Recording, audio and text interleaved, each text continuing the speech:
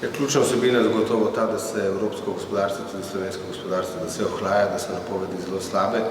Priča pa smo obenem tudi katastrofalnim posledicam poplav, veliko denarja bomo tja namenili in zanima nas, v kakšnem finančnem stanju je naša država, pri tem, da zagotavljamo nemoteno delovanje in gospodarstva in nemoteno življenje prebivalk in prebivalcev te države. Želimo pa vlado opozoriti na to, da ne dviguje davčnih bremen, se pravi in gospodarstvu in ljudem. Na drugi strani pa imamo še vedno v proračunu dovolj finančnih sredstev, ki bi lahko ta bremena nadomestili, naprimer v podnebnem skladu, potem pri iztisnitvi malih delničarjev v elektrodistribucijskih podjetij in tako dalje. Tukaj so vse rezerve, tukaj želimo, da nas vlada posluša, da ne uvajamo novih davkov tako za ljudi kot za prebivalstvo. Predvsem pa želimo še izpostaviti eno stvar, in sicer odgovornost pri izračunu na bruto domačega proizvoda. Tukaj je prišlo do zelo velike napake in nekdo za to mora prevzeti odgovornost, kajti okrnjen je ugled v mednarodni javnosti pri bonitetnih hišah. In vprašanje je, na kakšen način bodo te bonitetne hiše ocenjevale Slovenijo v naslednjih obdobjih, glede to, da smo naredili res tako zelo, zelo veliko napako. Mogoče tukaj kriva vlada, mogoče kdo drug, iz Sursa, nas to ne zanima, bistveno pa je, da obrazložijo prvič, na kakšen način to škodo sanirati in drugič, kakšna je tudi tukaj odgovornost.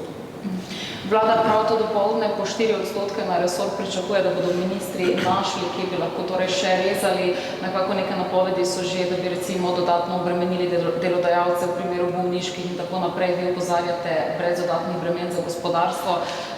Ste tudi že povedali, kje bi še lahko iskali, pa vendar, kako bi vi po resorjih razporedili, se vam zdi ta 4% res primeren?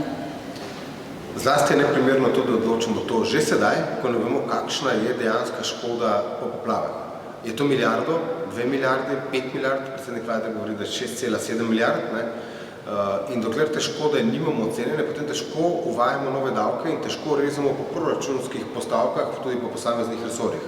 Torej, najprej dajmo oceniti, kakšna je škoda na račun poplav, potem pa tudi začrtamo, na kakšen način lahko, se pravi, napolnimo ta del proračuna za odpravljanje posledic poplav.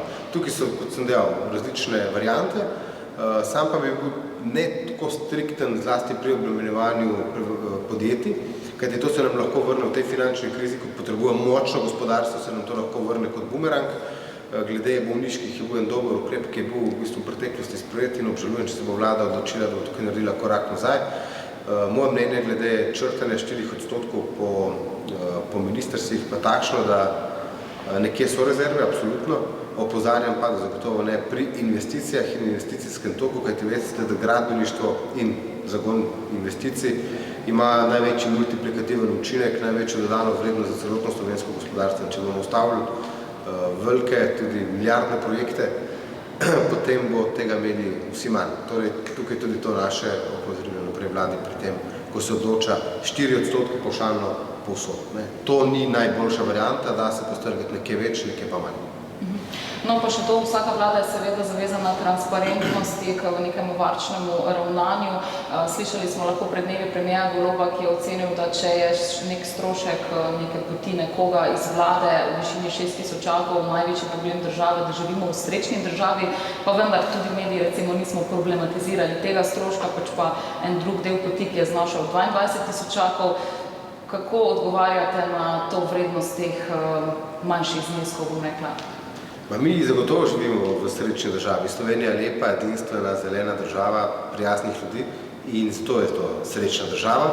Glede same izjave pa ocenujem, da bo to malo piarovski fejl, da 6.000 evrov pomeni lahko tudi celoletno pokojnino povprečnega slovenskega upokojenca. In je pri tem, ko operiramo s temi zneski, s kolikšnim denarjem je kdo srečen, s kolikšnim ni srečen, moramo biti zelo opazljivi in občutljivi, kajti za povprečnega Slovenca je 6.000 evrov tudi na letni ravni zelo veliko denarja.